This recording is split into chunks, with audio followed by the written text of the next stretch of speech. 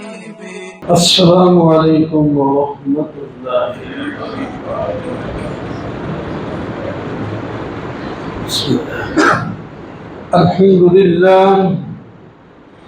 الحمد للہ وکفى والصلاة والسلام على سید الرسل وخاتم الانبیاء، اما بعد فأعوذ بالله من الشيطان الرجيم، بسم الله الرحمن الرحيم۔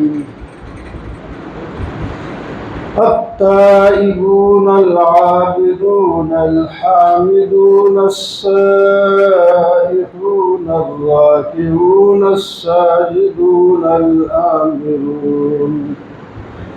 الآمرون بالمعروف والناهون عن المنكر والحافظون لحدود الله وبشر المؤمنين۔ صدق الله مولانا العظيم وصدق رسوله النبي الكريم، ونحن على ذلك لمن الشاهدين والشاکرین والحمد للہ رب العالمین۔ محترم و معزز سامعین، بزرگوں، دوستوں اور عزیزوں، ان لوگوں کی صفات بیان ہو رہی تھی جنہوں نے سودا کیا ہے اللہ تعالیٰ کے ساتھ جنت کا، یہ اپنا مال اور اپنی جان اللہ کی مرضی کے مطابق خرچ کریں گے تو اللہ تعالیٰ ان لوگوں کو جنت عطا کر دیں گے۔ ان لوگوں کے صفات بیان ہو رہے تھے، ان صفات سے معلوم ہوگا کہ یہ صفات اللہ تعالیٰ کو پسند ہیں، جس آدمی میں بھی ہوں گی وہ اللہ تعالیٰ کے ساتھ سودا کرنے والا ہے اور اس کو جنت ملے گی۔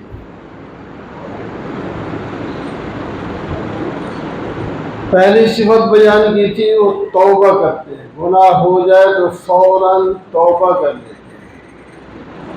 دوسری صفت تھی ان کی عابدون، عبادت کرتے ہیں۔ تیسری صفت ان کی تھی کہ وہ حمد، اللہ کی تعریف بیان کرتے رہتے ہیں۔ چوتھی صفت ان کی تھی السائحون، وہ بے تعلق رہنے والے ہیں جس کا مصداق کئی ہیں، کھانے پینے سے بے تعلق رہ کر روزہ رکھتے ہیں، روزے دار ہیں، روزے والے ہیں۔ اپنی جان مال سے بے تعلق ہو کے جہاد کرتے ہیں۔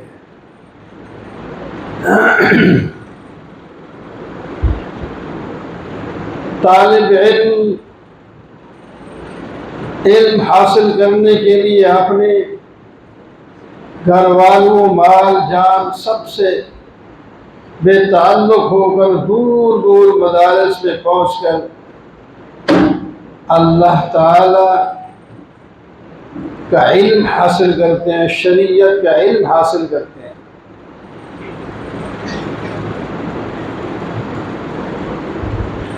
اور پانچویں صفت ان کی ہے الراکعون، رکوع کرنے والے۔ رکوع سے مراد جھکنے والے، عاجزی کرنے والے۔ عاجزی، کیونکہ اب آگے الساجدون پھیرا رہا ہے، ان دونوں کو ملا کر رکوع اور سجدہ کرتے ہیں تب بھی نماز بنتی ہے۔ اگر راکعون کا الگ معنی اور ساجدون کا الگ معنی کر دیں تو ساجدون نماز پڑھنے والے، اور راکعون سجد اپنا تواضع عاجزی کرنے والے، ان کے اندر عجز ہوتا ہے، مال دولت عہدہ ان کے پاس بے شک جتنا بھی آ جائے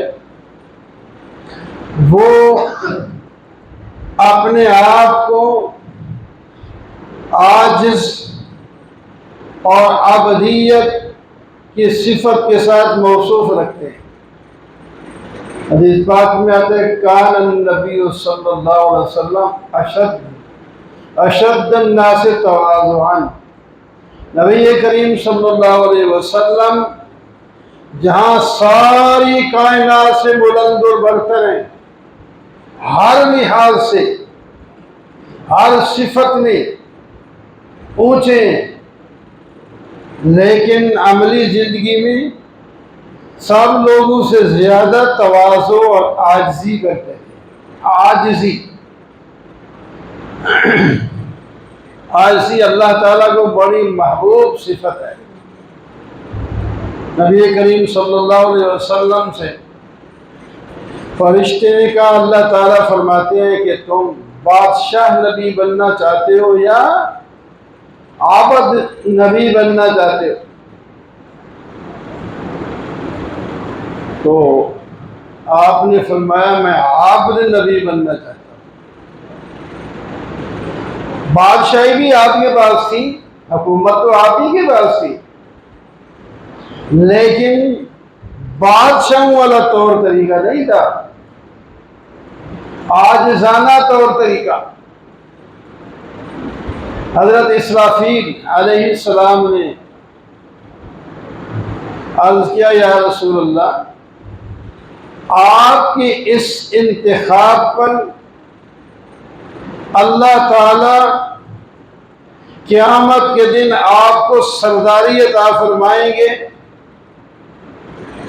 سب سے پہلے آپ قبر سے اٹھیں گے، آپ سے پہلے کوئی بھی قبر سے نہیں نکلے گا، آپ ہی سب سے پہلے سفارش کریں گے، اور آپ کے پاس ہی ایک لواء الحمد جھنڈا ہوگا۔ آدم علیہ السلام کے ہاتھ میں بھی ایک جھنڈا ہوگا، وہ اپنی امت کو اپنے جھنڈے کے نیچے، ابراہیم علیہ السلام اپنی امت کو اپنے جھنڈے کے نیچے، موسیٰ علیہ السلام اپنی امت کو اپنے جھنڈے کے نیچے، یعنی تمام انبیاء کے پاس ایک جھنڈا ہوگا، اور اپنی اپنی امتوں کو اپنے جھنڈے کے نیچے جمع کیے ہوئیں گے، اور پھر سارے جمع ہو کے نبی کریم صلی اللہ علیہ وسلم کے جھنڈے کے نیچے آ جائیں گے۔ آپ کا اونچا جھنڈا ہوگا سب سے، اور باقی سب جھنڈے آپ کے جھنڈے کے نیچے آئیں گے، وہاں شان ظاہر ہوگی۔ اللہ اکبر۔ آپ صلی اللہ علیہ وسلم خود فرماتے ہیں انا سید ولد آدم ولا فخر، میں سید ہوں، آقا ہوں، بڑا ہوں پوری اولاد آدم کا، لیکن یہ فخریہ طور پہ نہیں کہہ رہا، اللہ کی نعمت کو بیان کر رہا۔ تواضع، ہر پیغمبر میں تواضع، اور تواضع ہوتی ہے تو پھر ہمدردی بھی ہوتی ہے۔ ایک نبی علیہ السلام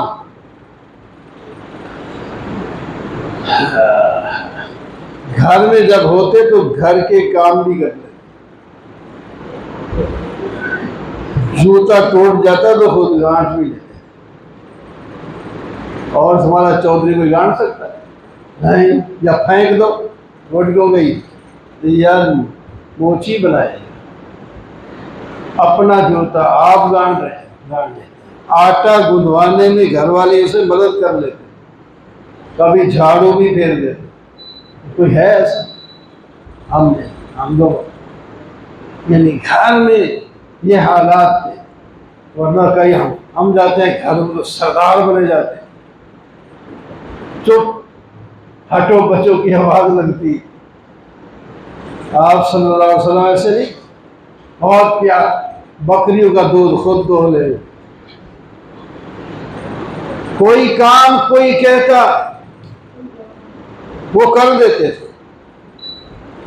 ایک مائی تھی جس کے ذرا دماغ میں فطور کمزوری تھی، دیوانگی تھی، وہ کبھی کہہ دیتی میرا فلاں کام کر دے، کہ ٹھیک ہے، وہ کر دیتے، اور فرمایا جب بھی تو جہاں بیٹھ کے بلائے گی تیرا کوئی کام ہوئے تو میں وہی کر دوں۔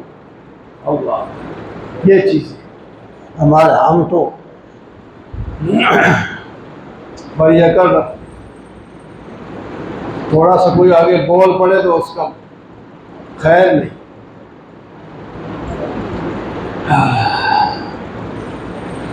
آپ صلی اللہ علیہ وسلم گدھے پر بھی سوار ہو جاتے، گدھے پر، اور پھر گدھے وہ بڑے بڑے وہاں تھے، گدھے پر دوسرے کو پیچھے بھی بٹھا لیتے، یہ تواضع کی علامت، عاجزی کی علامت، ہمدردی کی علامت ہے۔ جب مکہ فتح ہوا، جب مکہ میں داخل ہونے لگے، حدیث پاک میں آتا ہے تاتا راسو، آپ کا سر بالکل جھکا ہوا تھا، ورنہ ایسے موقع پر تو لوگ سر اوپر کر کے ہاتھ دونوں ہوتے کر کے نعرے لگاتے، آپ کا سر اتنا جھکا ہوا تھا کہ جھکتے جھکتے آپ پلان کی لکڑی پر لگ جاتا تھا۔ فاتح ہو کر داخل ہو رہے ہیں اس جگہ جس جگہ سے نکالے گئے تھے۔ ایسے موقع پر تو آدمی دیکھا نہیں، جماعتیں جب بدلتی ہیں، حکومتیں بدلتی ہیں تو اپنے مخالفین کے ساتھ کیا کرتے ہیں، یہ تو آپ سامنے ہے، کوئی مقدمہ نہیں، بنا کے بس ان کو اسی طرح ہی۔ آپ نے فرمایا لا تثریب علیکم اليوم، او مکہ والو، جیسے میرے بھائی نے اپنے بھائیوں سے کہا تھا جنہوں نے کنویں میں ڈالا اور غلام بنا کر بیچا تھا، ان کو کہا تھا لا تثریب علیکم اليوم یغفر اللہ لکم، آج تمہارے اوپر کوئی الزام نہیں، اللہ تعالیٰ تمہیں معاف فرمائے۔ اور فرمایا جو اپنے گھروں میں داخل ہو کر دروازہ بند کر لے اس کو کچھ نہیں کہیں، جو مسجد میں پہنچ جائے، کعبۃ اللہ کے اندر چلا جائے، کچھ نہیں کہیں، جو فلاں سردار کے گھر چلا جائے اور وہاں بیٹھ جائے، کچھ نہیں کہیں۔ ہے سیاست بھی پتہ چلتا ہے کیسی سیاست ہے، اور ان کو جب یہ ترغیب مل گئی تو وہ کہاں مقابلے میں آتے کہ اپنی جان بچائے۔ تو اس واسطے خون نہیں بہایا گیا، خون نہیں بہا، امن پر امن طریقے سے داخل ہوئے اور عام معافی کا اعلان کر دیا۔ صرف 4 بندے فرمایا یہ جہاں مل جائے اس کو ان کو قتل کر، باقی بس سب کو معافی۔ اور 2 عورتیں بھی تھیں جو گانے اسلام اور ان کے خلاف گا کر حزب کر دی، لیکن ان میں سے بھی 1-2 قتل ہوئے، وہ باقی وہ مسلمان ہو گئے، پھر وہ چھوڑ گئے، جن کی جان بچ گئی، وہ بھی مسلمان۔ جب صحابہ کلمہ کوئی پڑھ لیا تو پھر تو چھوڑ، اور حکم دیا ہوا اس کو قتل بھی کر دو، اب اس نے کلمہ پڑھ لیا، معافی۔ اس شان کے ساتھ داخل ہوئے۔ حضرت موسیٰ نبینا علیہ السلام جب حضرت شعیب علیہ السلام یہاں بکریاں چراتے تھے، روایات میں آتا ہے ایک دن ایک بکری بڑی چالاک، بڑی، اس نے تنگ کیا، دوڑتی رہی، آپ بھی دوڑتے رہے، اس کو پھر لے آئے۔ ایسے حالت میں کتنا غصہ آتا ہے، وہ جانور پکڑا جائے تو غصہ آتا ہے، ہم بھی جانور چلاتے رہے، ایسا جانور جو تنگ کرتا ہے اس کو ڈنڈے سے مارتے تھے خوب، کہ آئندہ ایسا نہ کریں۔ لیکن حضرت موسیٰ علیہ السلام اس بکری کو جب پکڑ کے واپس لائے، اپنی گود میں بٹھایا اور اوپر ہاتھ پھیر رہے ہیں۔ ایک کملی تو دوڑ دوڑ کے خود بھی تھکی اور مجھے بھی تھکا دیا، ترس کھا رہے ہیں، ہمدردی کا پیار کر رہے ہیں۔ تو روایت کرتے موسیٰ علیہ السلام نے پوچھا کہ یا اللہ، مجھے آپ نے کلیم اللہ بنایا، صفی اللہ بنا دیا، تو کس بات پر؟ آپ نے وہی واقعہ یعنی تنبیہ الغافلین میں لکھا ہوا، آپ نے بکری کے ساتھ ایسا پیار کیا تھا، ہمیں بھی آپ کے ساتھ پیار آ گیا، ہم نے آپ کو نبی بنا دیا۔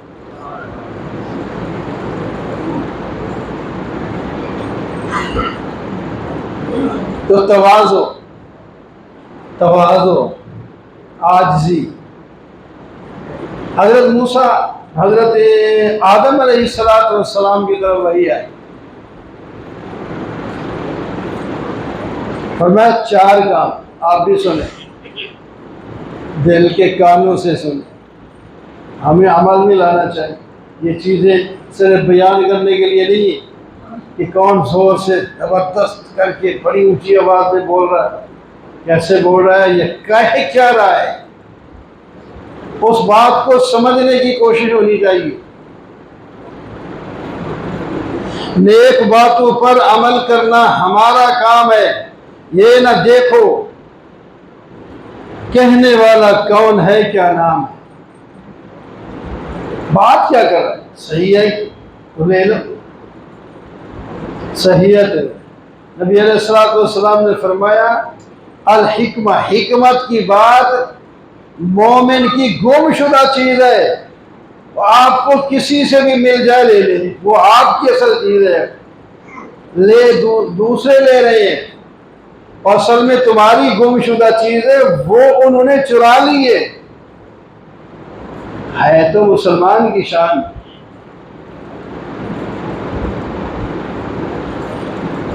اللہ وہی بھیجی آدم علیہ السلام کے، ہاں فرمایا 4 کام ہے، ایک آپ کے لیے اور آپ کی اولاد کے لیے، اور ایک میرے لیے، ایک میرے اور آپ کے درمیان، اور ایک آپ کے اور دوسری مخلوق، دوسرے بندوں کے درمیان۔ یہ 4 چیزیں ہیں،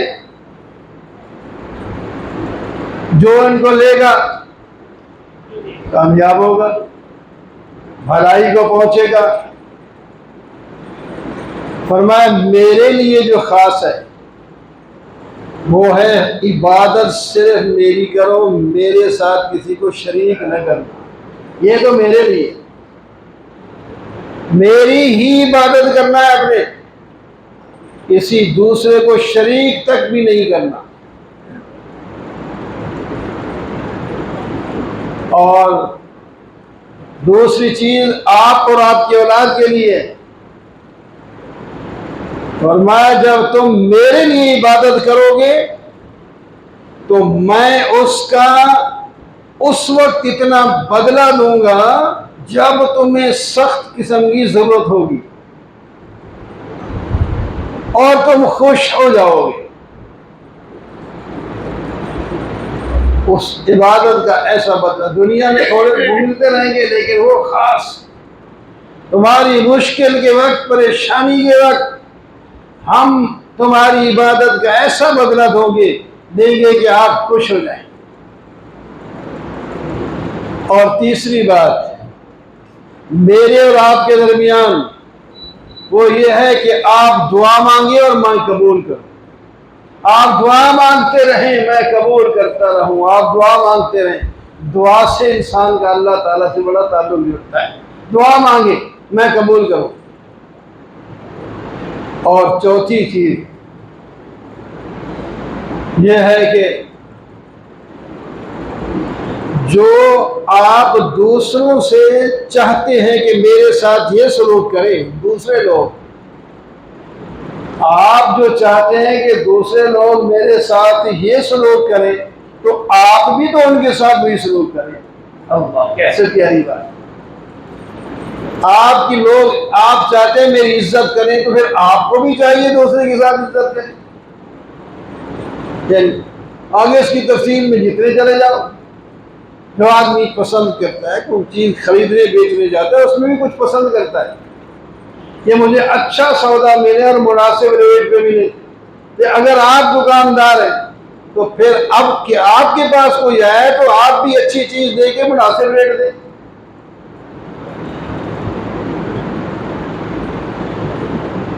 آپ چاہتے ہیں کہ لوگ میرے ساتھ پیار کا معاملہ کریں تو آپ کو بھی چاہیے تو آپ ان کے ساتھ پیار کا معاملہ کریں۔